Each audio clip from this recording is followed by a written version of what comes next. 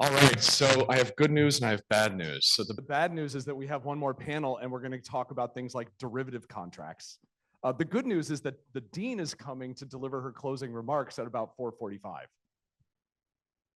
So we're going to be accelerating the pace of the financial innovations panel. So everybody who's joining me on the panel is like, oh, shucks. We have heard as we've gone through today, a lot of talk about the pressure to decarbonize, or as Prof. Adam said, to reduce carbon emissions, right? Let's focus on it that way. And it needs money, right? We've got to put capital to work behind this. But where's it coming from? So everything from our keynote on, this has been a key theme. And as we did our work through the working groups, one of the things that we started thinking about is what are the financing techniques or innovations that are happening in different places around the world that we can bring together and share with you here. So this is not a we have recommendations kind of panel. This is we've done a little bit of a scan and identified some very interesting things happening in the world, and we want to share some of those with you here. So I'm going to start with a little bit of a classroom session and just summarize a couple of these things quickly, more quickly than I anticipated, and then we're going to get into our panel discussion. So the first thing that we're going to talk about is what's called a carbon contract for difference. Now, contracts for differences have been around for a long time in financial markets. They are essentially this is a derivative contract based on the difference between two prices at a future date. And so when you apply this to a carbon market and a carbon price, what you're essentially doing is talking about a commercialization contract, where today, and we've thought about this we've had green steel, green cement, we've had all the recycled plastic kind of materials going into textiles. You can say SAF is here. You can say green hydrogen is here. All of these things are really expensive to build out, right? It's a lot of CapEx. And right now, if there's a price on carbon in the world, it's too low relative to how much it costs to build these things and scale them. So if the EU market carbon price is 80 euros or something like that, the break-even carbon price, if you will, for some of these kinds of materials winds up being a multiple of that. So what you can do with a CCFD, and so excuse me if I use that abbreviation as we go through, what you can do is you can say, we're going to agree on a strike. I really want to point at this and it's not going to work. We can agree on a strike price, some sort of carbon price in the future, right, for any amount of this new material that we're going to deliver. And by agreeing to this price, and it can be fixed, it can be variable, it's a derivative contract, so you can structure it in many different ways. You basically are taking some of the price risk out of the investment decision. And you're basically saying, I'm going to fix some of this price risk so that I now know whether or not I can make this investment. Let me give you a couple of visuals to help make this a little clearer. So you can imagine here on this chart that goes through time on the x-axis, on the y-axis, some effective carbon price. You would have a company that wants to build, say, a green hydrogen plant, but it's really expensive. And so they could actually go to a counterparty. It might be a government, maybe it could be somebody else, or a consortium or what have you. And if the carbon price stays below an agreed level through time, maybe the funder, the backer, the government might make up the difference, saying, we thought it was going to be 200, it wound up being 180. When it's below 200, we'll make up the difference. So you're getting paid as if it's 200. So you're taking the price risk off of the manufacturer so they can build with confidence, hey, I know I can deliver my green hydrogen at an effective carbon price of 200. Now, maybe the price goes up to 250. And then what some contracts will do is they're not letting the manufacturer keep the windfall profits. They're actually saying, well, now pay the government back. We were on the other side of that. Carbon price went way up, so share some of that back with us. So it takes some of the pricing risk out, and it enables the manufacturer to make that capital investment. So let's put some numbers on this for a second. So let's say we are using that green hydrogen example. There's an industrial business that wants to switch its production from natural gas to green hydrogen powered. And in this table here on the left, we're going to walk through what the math looks like. Over 10 years, and let's say that's the length of the CCFD, CapEx investment to create the green hydrogen might be $200 million. And that might translate to $70 per ton when you calculate how much hydrogen they're expecting to use. Okay, so let's say that that's the price. It's going to cost them $70 a ton in CapEx. Then it's going to cost them another $30 per ton in OpEx. You know, it still requires energy. It's, you know, whatever the other operating costs are for that plant. So your total incremental cost over conventional technology, regular hydrogen, over natural gas, in this example, is $100 a ton. 70 from OpEx, from CapEx, 30 from OpEx. But today, we're going to try to figure out what is that switch worth. And so when we look at the amount of CO2 that you're going to save, the reduction in emissions. And here in this example, it's 1.2, that was tons of CO2 per ton of the material, I think, if I remember the example correctly. And so if you divide the 1.2 over 100, so that's or 100 over 1.2, that means that your cost to abate, to reduce emissions, is $83.3 per ton of CO2. So if the current market price is $25, you'll never make that investment because it's cheaper to just go ahead and pollute and pay the carbon cost in the market, right? So what you're hoping is that you still want to encourage people to make the investment so that they can reduce their emissions, but you need to recognize that their cost is going to be $83. So what you might do is you might set up a contract, a CCFD, that says the price that we guarantee is $83.3. That's the fixed price.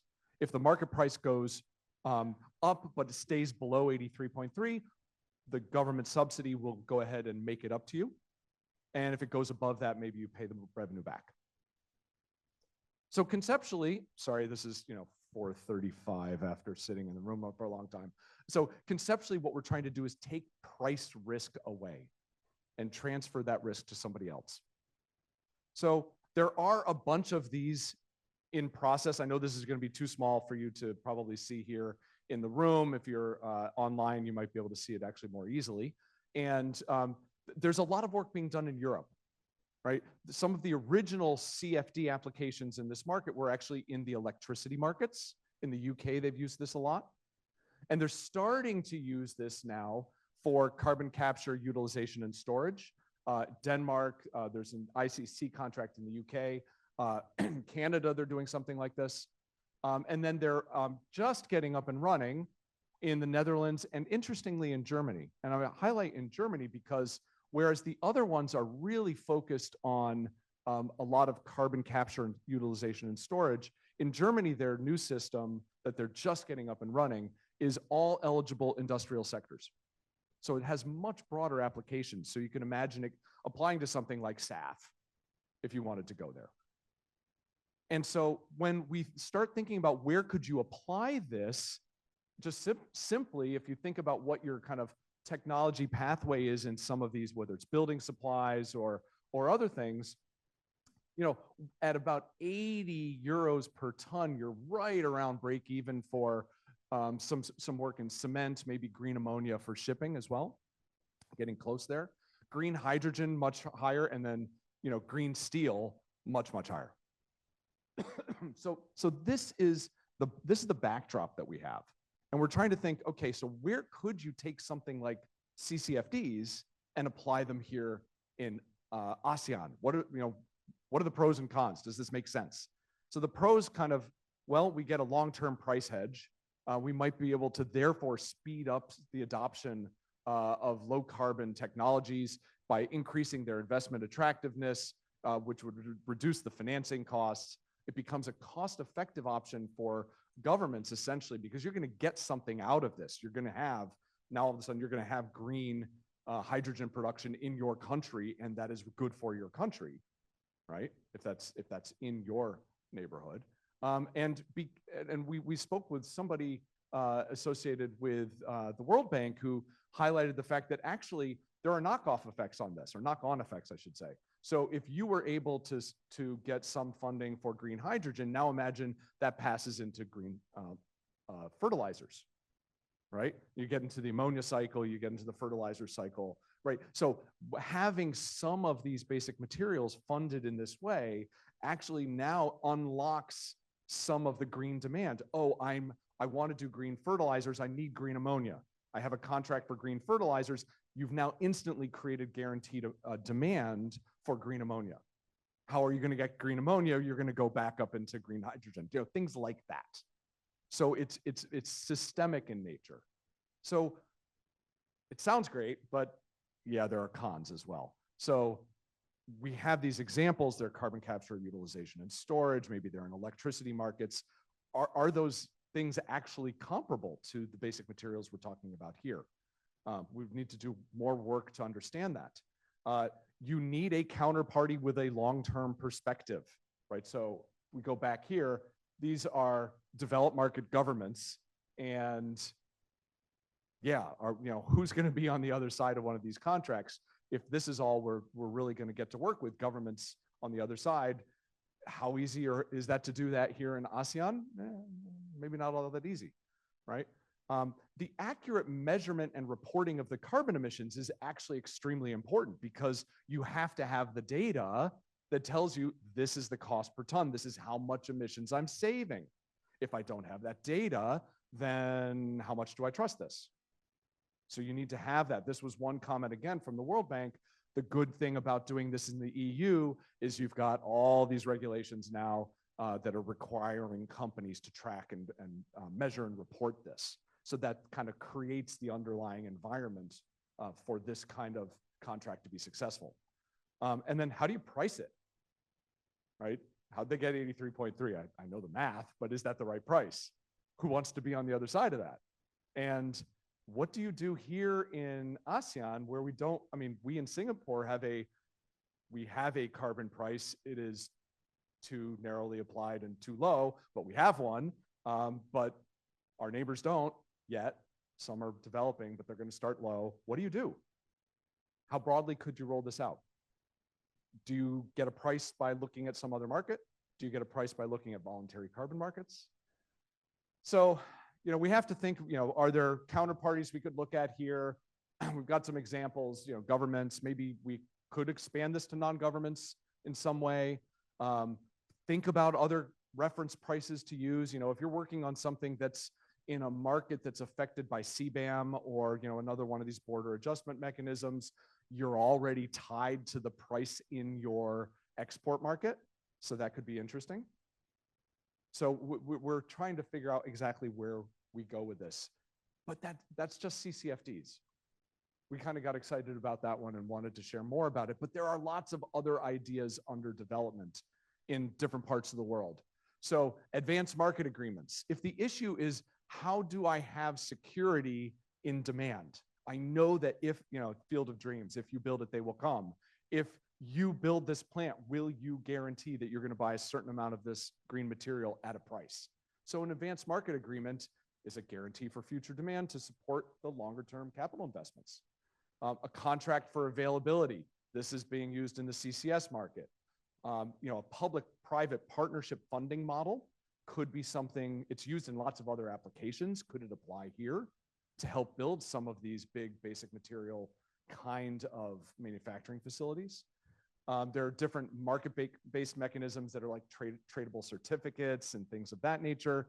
We've got transition credits, which is something that's being worked on here by MAS around the phase out of coal-fired power plants in the region. So traction is one of their initiatives. And then, you know, in Australia, they have this carbon abatement contract, which basically allows you to sell back into the government if you have a known way of reducing your emissions. So there's a lot of innovation on the funding side. We're going to do a now shorter discussion than I anticipated, and I'll invite my panelists here to come join me, and then we'll do like probably a one time around the group. Now that I told you the good news was the dean was coming at 4:45, right? So why don't I invite up my panelists? We have Mr. Andy Yap from ERM, Mr. Jasper Wong from UOB, and then my colleagues Daniel Lee and Simba Chung from NBS. So gentlemen, why don't you join me here? And I guess what we really want to talk about is, you know, as we think about this this idea, let's start with the CCFDs. And maybe Andy, I'll ask you to chime in on this one first.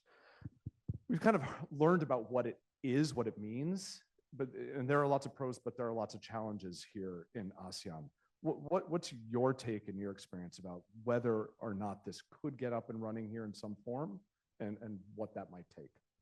Sure, Matthew. So I think what I'm about to share is probably very anecdotal and my own personal experience, because I've not been involved in an actual CCFD arrangement. But I think clearly any derivative contract requires the underlying asset to be fairly liquid, fairly credible, because you're basically putting your trust in something that you can, in the event not fulfill the requirements down the road, you still have the underlying asset as a potential hedge. So on that grounds, in ASEAN, there needs to be at least a clear understanding of what underlying asset is, whether it is a equivalent carbon offset price on a compliance, preferably a compliance market led offset that could be a reference point, or it could be a carbon tax that, for example, Singapore has articulated. So with that, there is at least a strong basis of comparison. But clearly also that underlying technology that potentially needs that price risk to be taken out long term has to be aligned with the ASEAN national decarbonization strategy. So something like hydrogen and CCS could fit well into that bucket. And accordingly, you have seen some of the examples that are really along those lines. Because anyway, the government is vested in accelerating these technologies.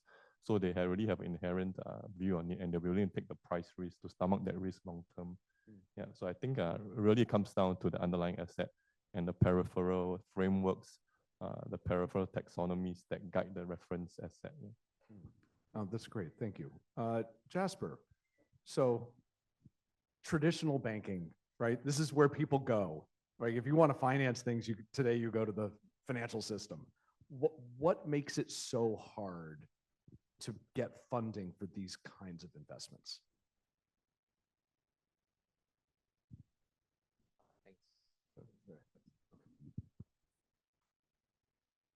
Yeah, thanks, man. I think I'm in the hot seat today.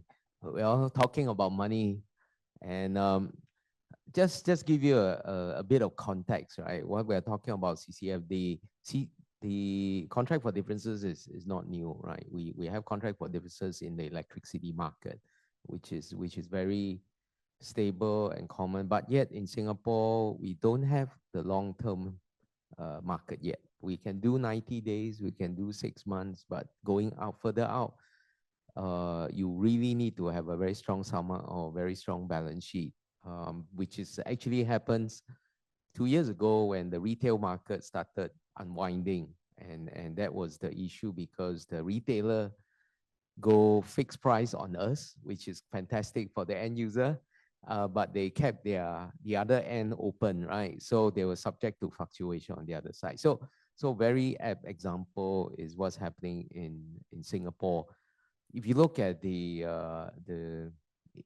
derivatives or what do you call it, the interest rate derivative, just take for example, right? Globally, yearly the trading market is about $700 trillion.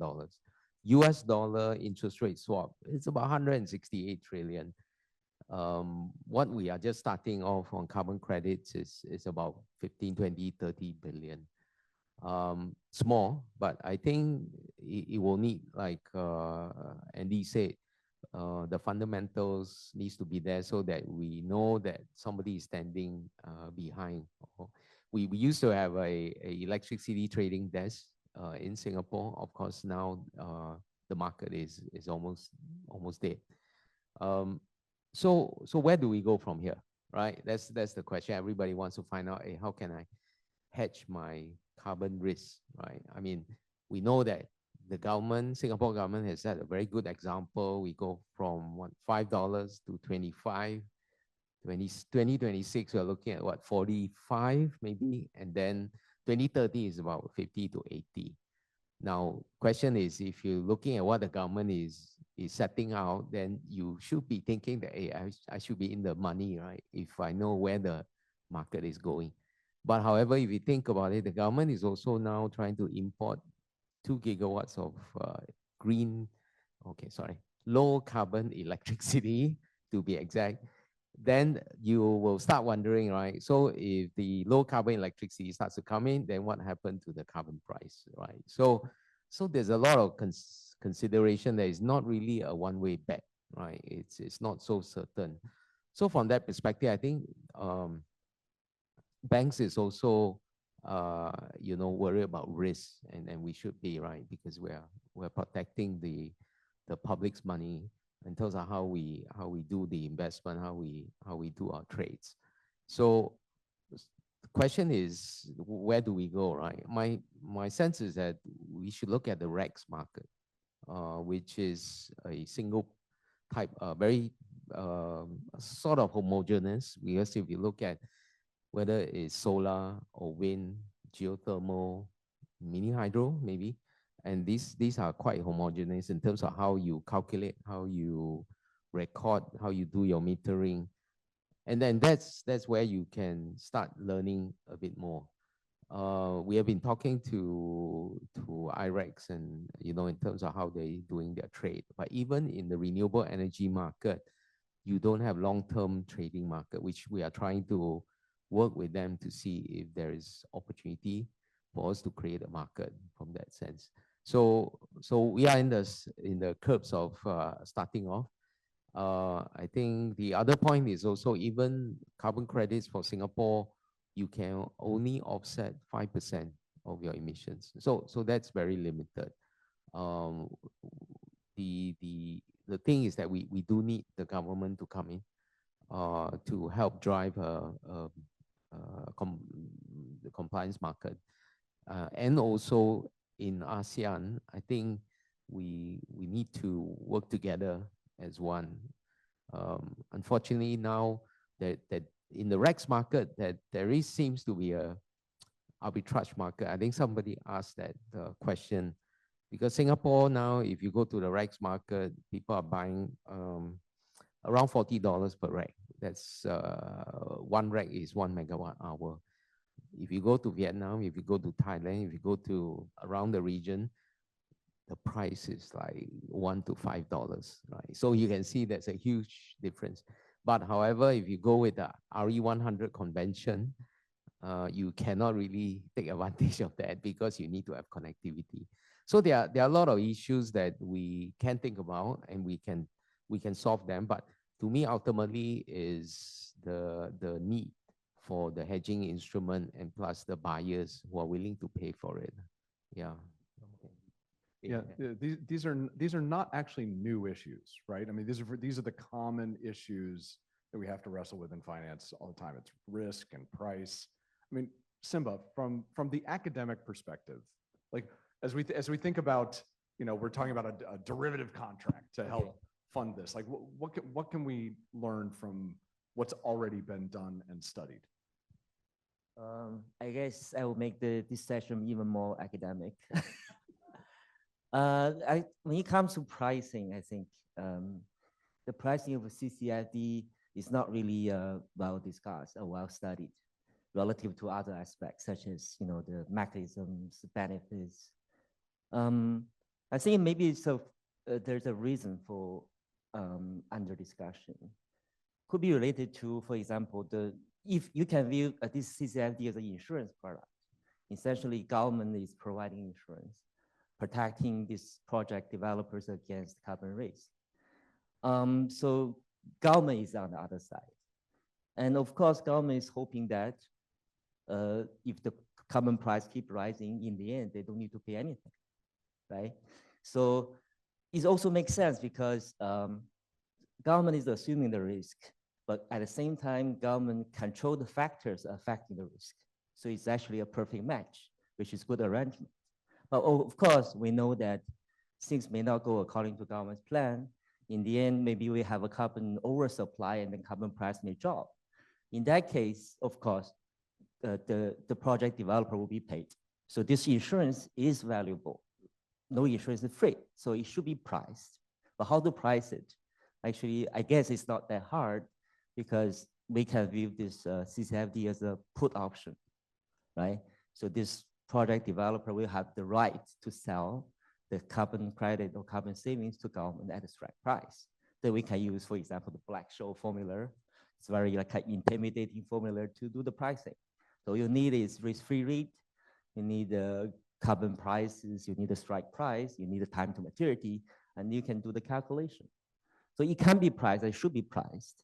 Once it can be priced properly, then we should have a market for it. And hopefully in the near future, we will have CCFD market and they'll have buyers who are the project developers and the seller. Right now, the sellers are government. But in the future, I hope we can have, for example, insurance company providing this insurance, taking the risk, and on the other side of the risk transferring or risk sharing. And once we have a market, then we can attract private capital into this instrument, into this market. So if we have more private capital, in the end, of course, this whole financial innovation will have bigger impact on the real economy, on environment, also on the entire society. So I truly believe this financial innovation is very creative. It can have a huge impact. Conditional on it can be properly priced and traded in the market. Thank you. That was great. I don't think that was too academic, right? I mean, at 5 o'clock, we're okay. Okay. I'm going to try to accelerate us, and so I'm going to declare that this is the last question. And Daniel, I want to come to you. And I think in the interest of time, because we're running late, let's see if we have any Q&A. But otherwise, we may skip. I think my question, Daniel, for you is, I mean, so we're talking about CCFDs, right? But there's also was a long list of other things.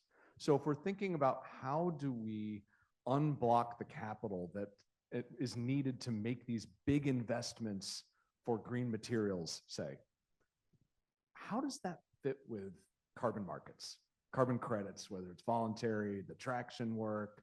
What's your understanding of the applicability of the carbon markets to, or carbon credits, I should say, to this investment problem?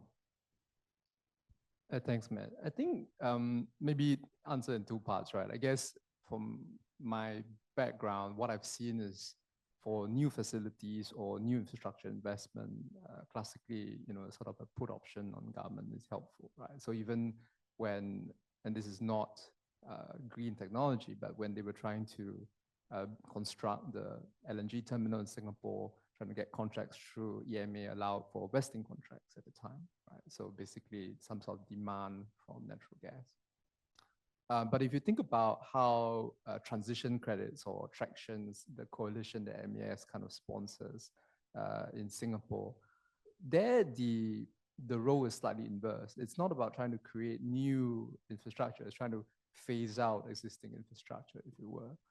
So the central thesis there is that coal-fired power generation accounts for 20-30% global emissions. But the reality is that these CFPPs, if you can use the acronym, typically have a lifespan of about 40-50 years. But in Asia, the average lifespan of the CFPPs are below 15 years. So if we don't do anything, essentially that emissions profile is kind of locked in for several decades to come. And the idea there was that, through a blend of concessional capital, through a blend of commercial capital, you'll be able to get this blended finance outcome to phase out this coal-fired power generation while keeping the shareholders whole. Then they embarked on an interesting idea, which is, well, there's only so much concessional capital that's available. how do we step up? How do we expand and scale this? And they said, well, if I look at the criteria or what I'm trying to do, phasing out existing coal-fired power generation, which is nowhere near the end of its operational life, I can make arguments around how that is additional. I can make arguments around how those reductions are permanent. And with the right planning, I can ensure that there's no leakage and also facilitate renewable energy generation, for example, to replace the coal-fired power generation. And so I take those key ingredients, mix them in some magic soup of methodology, and I could come out with an idea that I could issue carbon credits that are high integrity. And if we could get demand for those high integrity carbon credits, let's call them transition credits, then you additionally are able to finance more of these coal-fired power plants or bring some of the early retirement even earlier. So very quickly, because I know we're running out of time, MES has sort of like mentioned 2 pilot projects in the region, both in the Philippines. One is in Luzon, one's in Mindanao. The one in Luzon, through some arrangements with the ADB and some of the pension funds, insurance funds in Philippines, have already come to a conclusion where they would bring forward the retirement of the existing power plant. It's a 246 baseload coal-fired power plant in Luzon, from its end of life, say 40 years, to 25 years. And that 25-year point in time is 2040. Now what ASEAN Corporation is doing, which is a part of the Ayala Group, is they're trying to work with stakeholders to say, hey, can I bring it even earlier? Can I bring it from 2040 to 2030? So retire at the 15-year mark. And to do that, they are trying to generate or get some carbon credits issued. And they've already made those first few steps. So that's in a nutshell kind of the whole transition credit story. Very interesting. But if I go back to kind of voluntary carbon markets, right? If there is an abatement that comes up, if you're building out, a SAF plant or something like that, do you feel like voluntary credits are actually going to be an effective way to finance those kinds of investments? I think so. So especially if you look at some of the technology credits, if you will. So direct air capture is a favorite example, or the less high-tech sort of biochar facilities.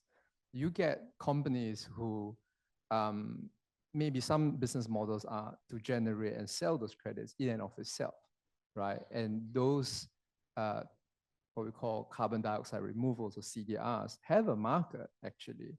And of course the pricing is a lot more higher than your classic cook stoves or forest conservation.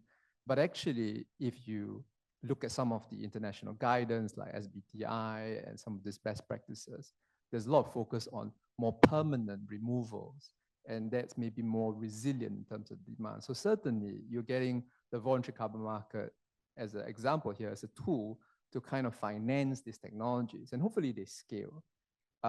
We've seen some investments, or I've seen some investments where they're in companies that not only produce carbon credits, but they're doing something else. So for example, there's a company that through some processes with seawater is able to sequester and remove methane as well as carbon and generate some sort of synthetic replacement for plastic.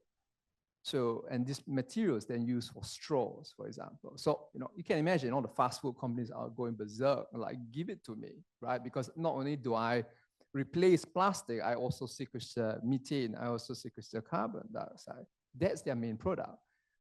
On top of that, then they sell carbon credits. So you can see this kind of innovation happening, and that voluntary carbon market definitely can play a complementary tool to help financing. That's fascinating.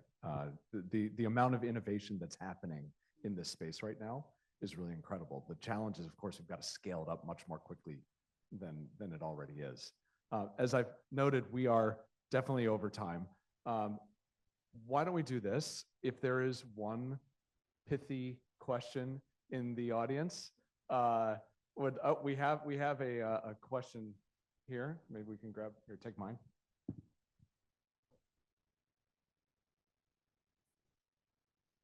Thank you for the interesting discussion.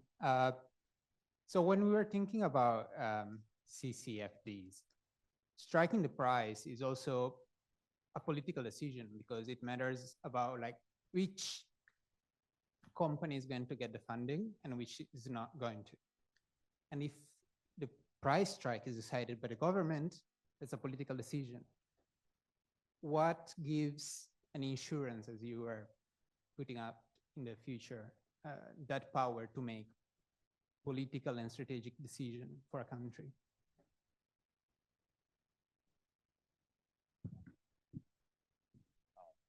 Yeah, great question. So the I guess the one thing that we observed in the Germany example is they actually had an auction.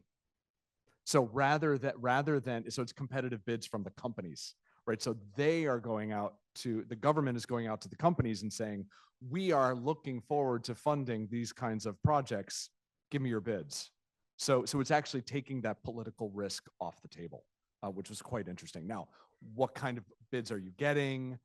How do you know you're going to be successful? Yeah, I think it's early days, and they just completed the bidding round, I think in end of July, right? And so they haven't released any of the results yet, but it will be interesting to see how they used an auction process to navigate that political risk. Thank you for the question. Okay, so please, thank you to my panelists. And with that, we'll turn it back over to our MCs and get ready to wrap up. Still not working. Now it's working. Okay, so we have reached the final segment for our event. And now I would like to invite Associate Professor Cindy Deng, Co-Director of the Center for Sustainable Finance Innovation, to conclude and introduce our final speaker for today. Thank you.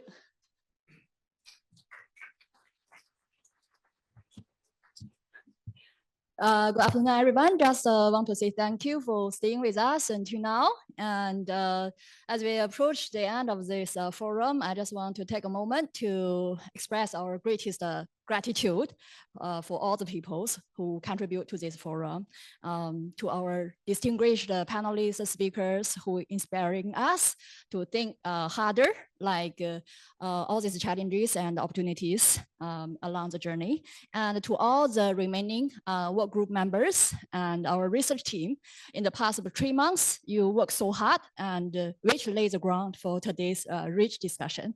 And then, of course, for our MCs who have done many works as RAs, much more than what you'll see today. And then our supporting staffs, Max, Angela, and probably they are outside, and many other colleagues. And lastly, the most important person, Matt. And initially, Matt said this is a crazy idea. It turns out he is the person who worked most crazily in the past 3 months and to make it such a success. Okay, so now I have the greatest pleasure to invite our dean, the chair professor in finance, Professor Jun Yang, on stage to give us the closing remarks. Please join me welcoming Jun.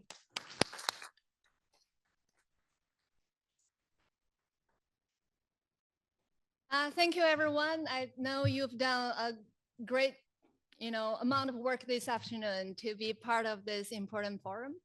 I'm new to Singapore. This is my 2nd month. So this is where we connect the East with the West, and this is where we see the activities. I feel really happy to see all of you here working together, discussing the most important issues in the world. I've spent 25 years in the US. I think now, especially for the next 20 years, Singapore and the ASEAN countries are playing a very critical role in affecting the growth and the future, not only of this region, but also the rest of the world.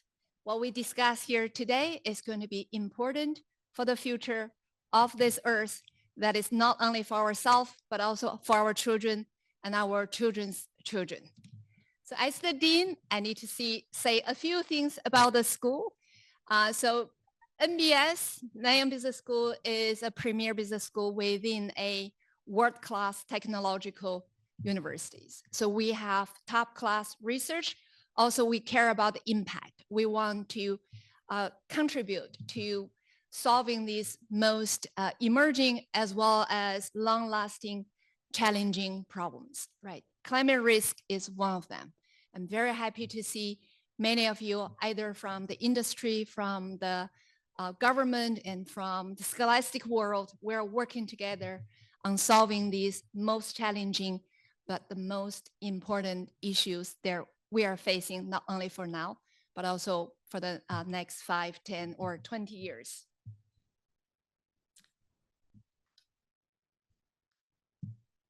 So today's forum also shows our commitment, the commitment of Nanyang Business School as well as NTU to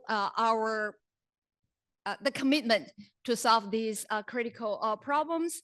And we're trying to help to connect industry professionals and to connect and develop sustainability-minded community. Actually, we've just launched one executive master program early this month. I was giving the welcoming speech 2 weeks ago. That is a master program executive master program in sustainability management. The inaugural class already has more than 40 professionals coming from different industries. Their average work experiences is more than 10 years. So they are in charge of many critical decisions that are related what we talked today. At the meantime, we have a town hall meeting tomorrow here at NBS. We're launching a public lecture series co-hosted with United Nations Principal Responsible Investment, UNPRI, as well as European Corporate Governance Institute. This is a public lecture series on sustainability-related issues. So there we're going to connect, again, scholars with policymakers with money, because UNPRI has connections to 1,400 mutual funds, pension funds, sovereign funds, and many large institutions. They can direct financial resources towards solving the most urgent and important questions we're all facing together. So NBS is fully committed. So please keep us in your contact list. We're going to send information to announce these events, and I hope to see your participation in later events, either as a speaker, as a moderator, or just to dial in to share your thoughts with us. In closing, I think Xin said a lot. I do want to thank everybody, including the ones who are not on the organizing committee. I think crazy ideas are great because we are facing so many challenges. Crazy means we are creative, we're entrepreneurial. With all these questions, we need new solutions. We need to be bold. Of course, we all manage risk, right? When we're being bold, we need to control the downside risk. But I think this is a good starting point. We're gathered to discuss all these issues, even though we don't have all the solutions. We see constraints, we see disconnects of different things scattered around different parts of the world. But that makes this discussion more meaningful and more important.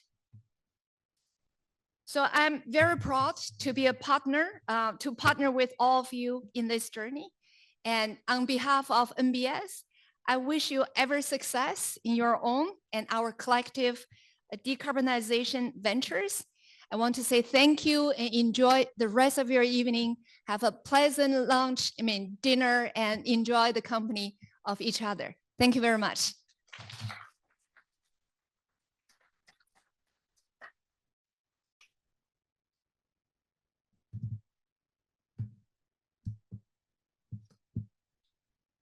So thank you everyone for being part of today's forum, and we hope you have gathered some useful information to bring back to your companies.